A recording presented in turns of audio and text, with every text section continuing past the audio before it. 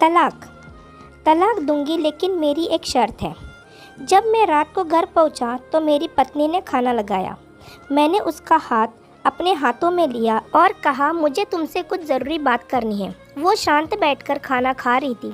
उसकी आंखों में कुछ दर्द सा साफ नज़र आ रहा था। मुझे नहीं पता कैसे कहूँ, मगर मुझे उसे बताना ही था। मैंने बड़ी शांति से कहा, मुझे तलाक चाहिए। लगा जैसे उसे मेरे शब्दों से कुछ फ़र्क नहीं पड़ा, बल्कि उसने मुझसे पूछा, क्यों तलाक चाहिए। मैंने उसके सवाल को अनसुना किया तो उसे गुस्सा आ गया। उसने चम्मच उठाकर फेंक दिया और ज़ोर से चिल्लाई, तुम इंसान नहीं हो। उस रात हमने एक दूसरे से बात नहीं की। वो रो रही थी। मुझे पता था कि वो जानना चाहती थी कि आखिर ऐसा क्या हुआ जो हमारा रिश्ता टूटने की कगार पर आ गया। पर मेरे लिए उसके सवालों का जवाब दे पाना नामुमकिन था। मैं अब किसी और से प्यार करने लगा हूँ। अब मुझे उससे प्यार नहीं रहा। मैंने उसे उसके बरसों के प्यार की सज़ा दी थी। भरे मन से मैंने तलाक के पेपर तैयार किए। उसमें लिखा था कि वह पूरा घर, कार और कंपनी की 30% शेयर ले सकती है इस तलाक के बदले में। लेकिन उसने उस पेपर को देखा और उसके टुकड़े टुकड़े कर दिए। वो औरत जिसने मेरे साथ जीवन के 10 साल बिताए थे, वो आज मेरे लिए अनजान हो चुकी थी। मगर मैं क्या करूं, जो हो चुका उसे मैं बदल नहीं सकता था, क्योंकि मैं किसी और से अपनी पत्नी से भी ज़्यादा प्यार करने लगा था। आखिरकार उसके सब्र का बांध टूट गया और वो फुट फुट कर मेरे सामने रोने लगी। मेरे लिए उसका रोना एक तरह से उसकी रिहाई की तरह था। तलाक की ये बात जो कई दिनों से मुझे परेशान कर रही थी, अब बिल्कुल साफ़ हो चुकी थी। अगले दिन मैं घर काफ़ी लेट आया। मैंने देखा कि वो टेबल पर बैठकर कुछ लिख रही थी। मैंने शाम का खाना सीधे ऊपर जाकर अपने कमरे में खाया और वहीं पर सो गया, क्योंकि पूरा दिन प्रिया के साथ रहने और कई जगह घूमने के बाद मैं थक गया था। वो शायद रात को उसी टेबल पर लिखते लिखते सो गई थी। सुबह उसने तलाक देने की शर्तें बताई। वो मुझसे कुछ भी लेना नहीं चाहती थी। उसे सिर्फ तलाक से पहले 1 महीने का समय चाहिए था। उसने कहा कि इस 1 महीने में हम दोनों वही पुराना वाला जीवन जिए जितना संभव हो सके, क्योंकि आने वाले महीने में हमारे बेटे की परीक्षा है। वह नहीं चाहती थी कि हमारे टूटे रिश्ते का प्रभाव उसकी पढ़ाई पर पड़े। मुझे भी यह ठीक लगा, मगर वो कुछ और भी चाहती थी। जैसे शादी के दिन मैं उसे उठाकर अपनी शयनकक्ष तक ले गया था, उसी तरह हर रोज़ 1 महीने तक मैं उसे शयनकक्ष से उठाकर मुख्य द्वार तक ले जाऊं। मुझे लगा यह पागलपन है, मगर इन आखिरी दिनों को थोड़ा अच्छा बनाने के लिए मैंने उसकी यह शर्त स्वीकार कर ली। मैंने प्रिया को अपनी पत्नी की सभी शर्तें बताई। वह हंसने लगी। उसे लगा मेरी पत्नी कितने भी तरीके अपना ले, तलाक होना तो तय है। मेरी पत्नी और मैं किसी से भी इस दौरान नहीं मिले थे, लेकिन उस दिन जब मैं उसे पहली बार उठाकर गेट तक लेकर गया तो हम दोनों काफ़ी अजीब महसूस कर रहे थे। पीछे से हमारा बेटा भी खिलखिलाकर खुश हो रहा था। अगले दिन यह काम थोड़ा सामान्य और आसान हो गया। वह मेरे सीने से लगी थी और मैं उसकी खुशबू महसूस कर रहा था। ऐसा लगा जैसे कई दिनों बाद मुझे ये खुशबू मिल रही थी, या फिर कई दिनों से मैंने उसके होने का महसूस नहीं किया था। पहले जितना उसमें वो कसाव नहीं था और चेहरे पर कुछ हल्कियां झुर्रियां नज़र आ रही थी और बाल भी सफ़ेद होने लगे थे। ये वही औरत थी जिसने अपने जीवन के 10 साल मुझे समर्पित किए थे। चौथे दिन जब मैंने उसे उठाया तो वो पुराना रोमांस लौटने लगा था।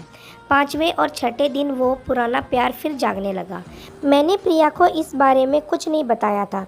अब उसे उठाना और आसान हो गया था। शायद हर रोज़ यह सब करने का मैं आदी हो गया था। एक दिन वह अपनी पसंद की साड़ी निकाल रही थी, लेकिन कुछ खास नहीं ढूंढ पाई। उसने सांस भरते हुए कहा कि उसके सारे कपड़े बड़े होने लगे हैं। तब मुझे पता चला कि वह काफ़ी दुबली हो गई है और इसलिए मैं उसे आसानी से उठा पा रहा था। मेरे दिल को एक झटका सा लगा। उसने अपने दिल में काफ़ी सारा दर्द छुपा रखा था। पता नहीं कैसे मैं आगे बढ़ा और उसके सिर को छूकर देखा।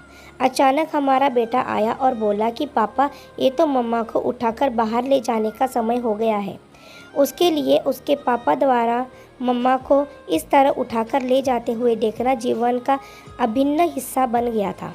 मेरी बीवी ने हमारे बच्चे को बुलाया और ज़ोर से उसे गले लगा लिया। मैंने अपना चेहरा दूसरी तरफ कर लिया। मुझे लगा कहीं मैं अपना निर्णय ना बदल लूँ। मैंने अपनी पत्नी को रोज़ की तरह उठाया और बेडरूम से सिटिंग रूम होते हुए हॉल तक लाया। उसने प्यार से अपने दोनों हाथ मेरी गर्दन के आसपास रख दिए। मैंने उसे ज़ोर से पकड़ रखा था, बिल्कुल हमारे सुहागरात की तरह, मगर उसका इतना कम वजन मुझे परेशान कर रहा था।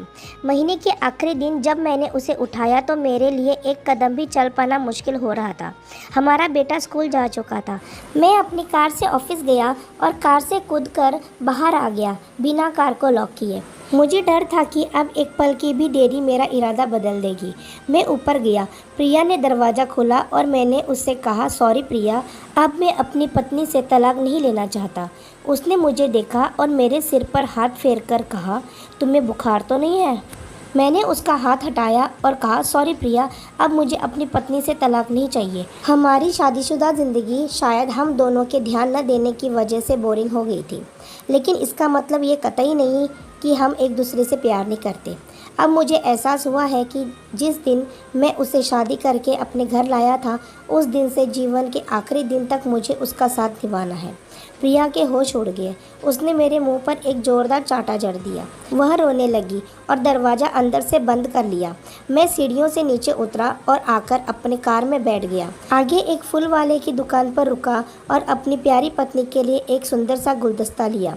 दुकानदार ने पूछा कि इस पर क्या लिखना है। मैंने मुस्कुराते हुए कहा कि मैं तुम्हें जीवन के आखिरी दिन तक यूं ही उठाता रहूँगा मेरी अर्धांगिनी। उस शाम जब मैं घर आया, हाथों में गुलदस्ता लिए, मेरे चेहरे पर एक मुस्कान थी। मैं ऊपर अपने कमरे की तरफ भाग कर गया, लेकिन तब तक वह मुझे छोड़कर इस दुनिया से जा चुकी थी, हमेशा के लिए। वो कई महीनों से कैंसर से लड़ रही थी, लेकिन मैं प्रिया के साथ इतना खोया हुआ था कि कभी ध्यान ही नहीं दे पाया। उसे पता था वो जल्दी ही मुझे छोड़कर जाने वाली है, इसलिए वह मुझे और मेरे बेटे के रिश्ते को टूटने से बचाना चाहती थी। मैं निज उससे तलाक लेना चाहता था, लेकिन फिर भी उसने मुझे अपने बच्चे की नज़र में एक प्यारा पति और पिता बना दिया था। जीवन की छोटी छोटी बातें रिश्तों में बहुत महत्व रखती है। बड़ा घर, बड़ी कार और बैंक बैलेंस एक खुशियों का हिस्सा ज़रूर बन सकते हैं, मगर अपनों के बिना इसकी कोई कीमत नहीं। अगर यह कहानी पसंद आई हो तो लाइक शेयर करें। मेरे चैनल पर पहली बार आए हैं तो चैनल को सब्सक्राइब करना ना भूलें। धन्यवाद।